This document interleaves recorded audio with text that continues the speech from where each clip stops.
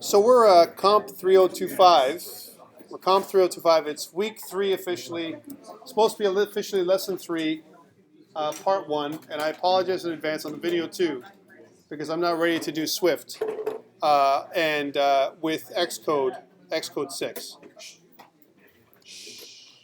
Okay, so what I want to do with you at the beginning is, we talked about some of these tools. If you guys are in my COMP3068 class, which is Advanced Web Programming, I know some of you were not. Who did not have me for Advanced Web Programming? Oh well, what was you, right? But what was you? Huh? You didn't learn anything? That's bad. Brown guy that no one knew. Carmen? Right? Is that the guy? I'm just saying. Anyways. It doesn't matter because what we talked about there was some stuff we're going to do. When we create apps, and one of your projects, your assignments, is you're going to have to create different apps, right? Well, when you have your assignment to create an app, I want you to create wireframes. So who's really comfortable creating wireframes? Okay, great. Okay. We can do wireframes different ways, and if you're someone who's a Mac user, a real Mac user, not a fake Mac user, right? Then, and what I mean by that is, if you have access to a Mac and you pay for apps, you don't, or you, sorry, let me rephrase. You get your apps, right? Then, you know, there's some really good apps online on the Mac that you can download, and I recommend. One of them, from a design perspective, so we're talking about wireframing, is I would recommend Balsamiq. And now it's also available on different platforms, but Balsamiq, the great thing about it is, your wireframing, if I'm doing, here's a desktop site I'm doing with wireframe. I'm just going to zoom in here.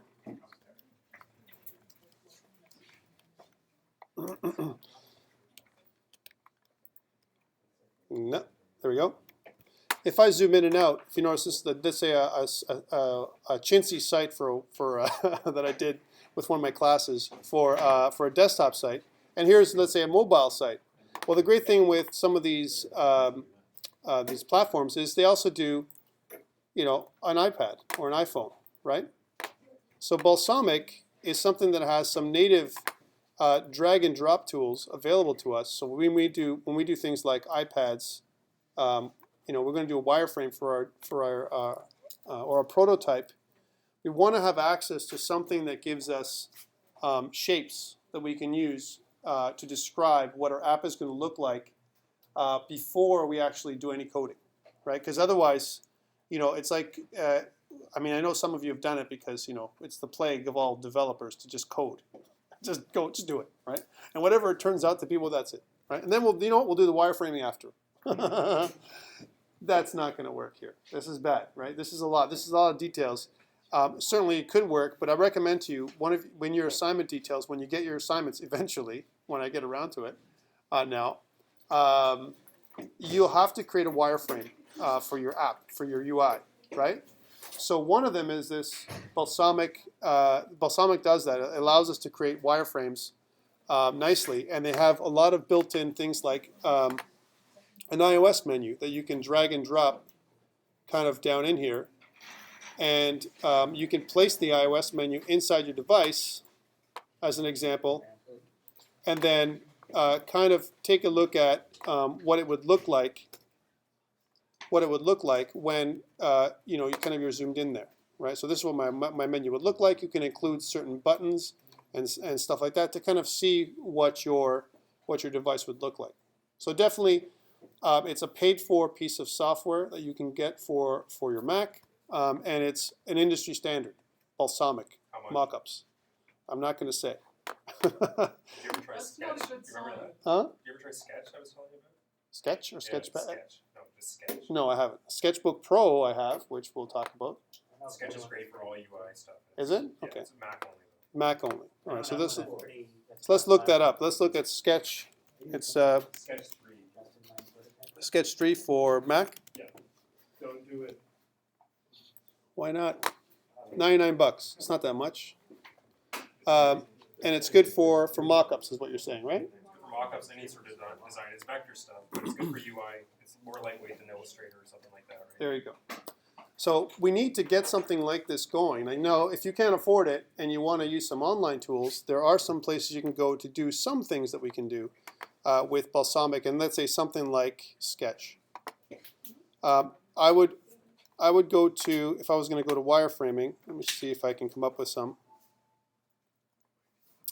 One of them would be a place that I think I've taught you about this before. It's called Mockups with a Q, right?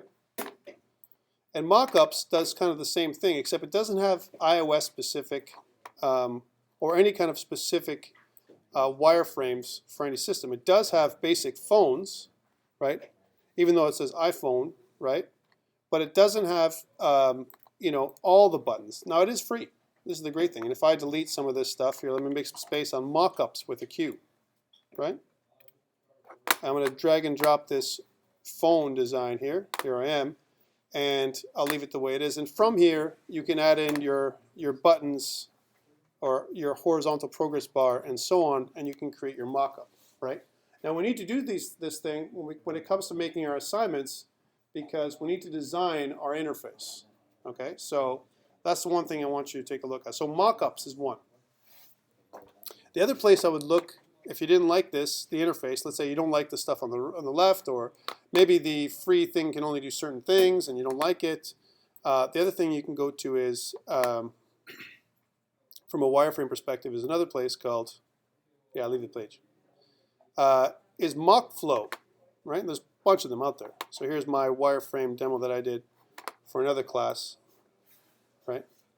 A Mach Flow does kind of the same thing, where you can drag and drop images, and on the right hand side there's different things you can drag and drop here and kind of create an interface design. Here's a browser, right? Same kind of idea. But let's say you're an economic kind of guy or girl, right? I probably can change the bring forward.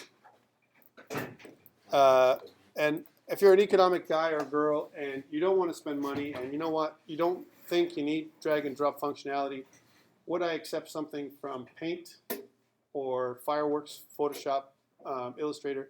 Absolutely. And there are some templates you can also download for free for some of those programs. If you have access to Illustrator or Photoshop, certainly there are templates that you can download in Fireworks as well to create your wireframes and your prototypes for your mobile devices.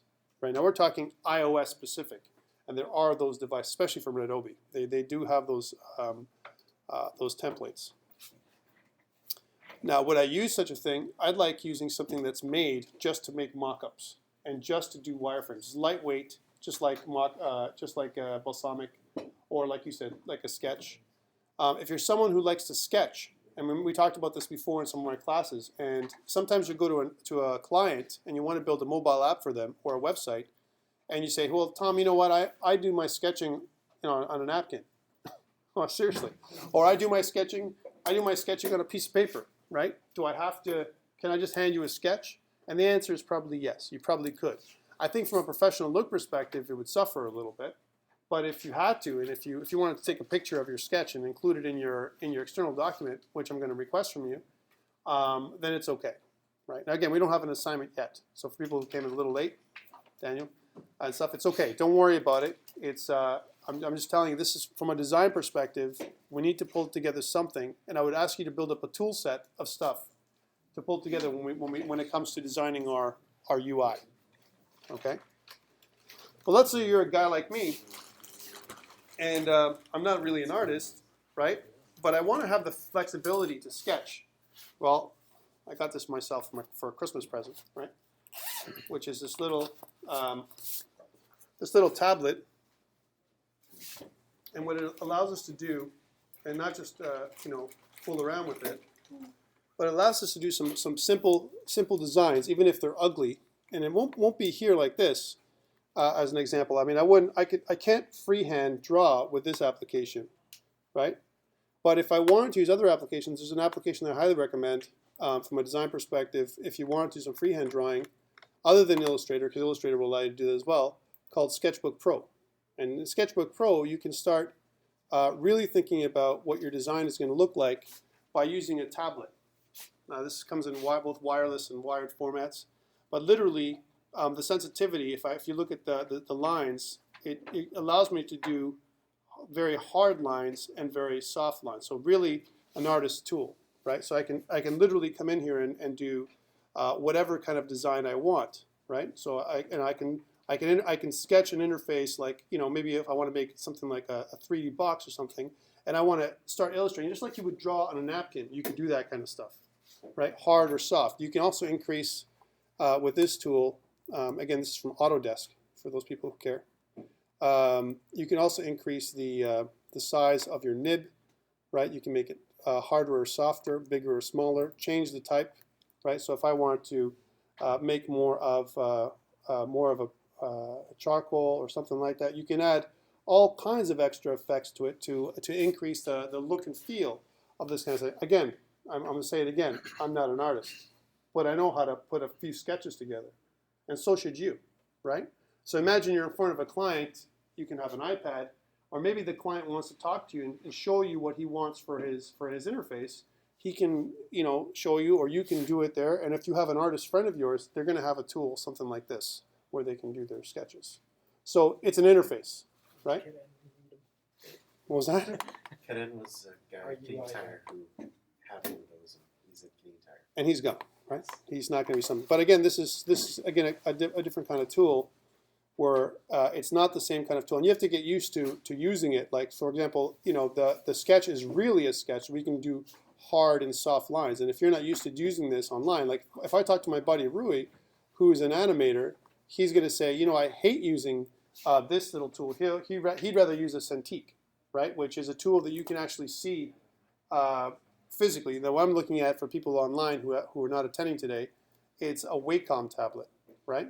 So the Cintiq is also a type of Wacom tablet, but it's one that you can actually, it actually gives you a separate screen for your Mac, right? Animators, though, take it one step further, and they get something called a mod book, right? So they take a MacBook and convert the screen. They take the screen off of it, and then it becomes a device they can physically draw with multiple levels of pressure sensitivity, right? Now here, the combination of pen and tablet give me 2,000 plus levels of pressure sensitivity, way more than I need for what I want to do. But it does give me the ability to create basic shapes. So if I want to, as an example, I'm not an artist, but I wanted to draw my shapes, you know, using some kind of template, I can simply draw my shape and add in the buttons and the details the way I want them. I can sketch my buttons, you know, and create my screen for my interface, and of course move things around, right? Because that's what this thing does, even if it's not accurate, right? So it's not like I don't have. It's the same kind of idea if I was using another tool. For example, if I was using Paint, right? Sketchbook Pro allows the pressure sensitivity and also has additional helper tools. Like, for example, if I want to do some kind of perspective drawing, right? It allows me to do the perspective drawing, keeping it perspective without me knowing much about art at all, right?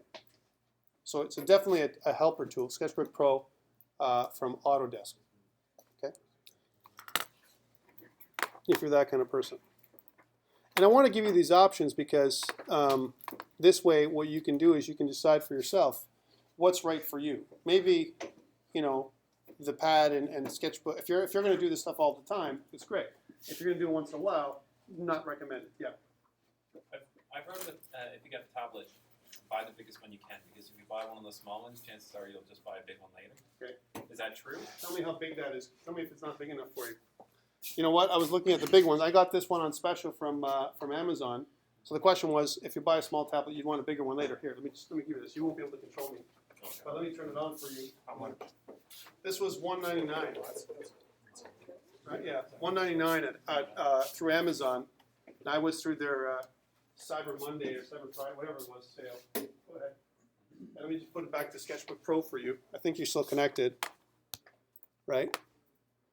And let's just go for a new file. Go ahead, sketch away. So the response time isn't bad, right? You see? So in terms of what you can do with it, it's not small. It's probably, you can pass it around, but I don't know how far it'll go. It'll probably go to the end of the room, right? It's a little wireless device. What's latency like? Look, what was latency? Oh, better than most. Yeah. Because they sell like the $99 bamboo ones as well. Like they're Wacom. I don't recommend them. I don't recommend the bamboo. I'd rather you, if you were going to get a tablet for this kind of device, I highly recommend more of this type of thing because it's better. It's more responsive and it gives you different levels of pressure sensitivity. Yeah, I can undo that. You want me to undo that? Oh, I got it. I got it. There you go. Very good. Very good. So buy the good one first. I would go with the Wacom tablet, not the bamboo. But what It is Wacom. Huh? Bamboo is still Wacom. Yeah, it's still the same time. It's just this is a different kind of tablet. Just for clarity. Yeah, this is the Pro.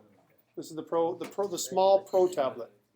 If you go with the medium, it's massive. It's like this, right? The only reason why you would go for, I guess, a larger one is to draw more often. Click a tool. Click a tool. There we go. There we go. Now you can draw. All right. See. Yeah. Now the challenge is, see what you're doing is, I know some people are, I'm recording this. The challenge is you're doing it here like this, right? Like you're actually staring at the screen and you're actually using your pen. We don't draw like that. We draw like this. We look at the paper and we draw, right? And that's why artists get a Cintiq, which is a $1,000 device at the very minimum, which is roughly the same size as that, maybe a little smaller. And it gives you a secondary screen for your Mac. I don't know, do you have connectivity? That far down? Haha, I can't believe it. Way over there. Maybe what we'll do is I'll pass it around when we do this stuff, and you can control my machine so we can do Swift and Xcode. What do you think of that? But anyways, that the idea here, I know it's a little toy. I know it's a little toy. Just pass it across to the other side if they want it, right?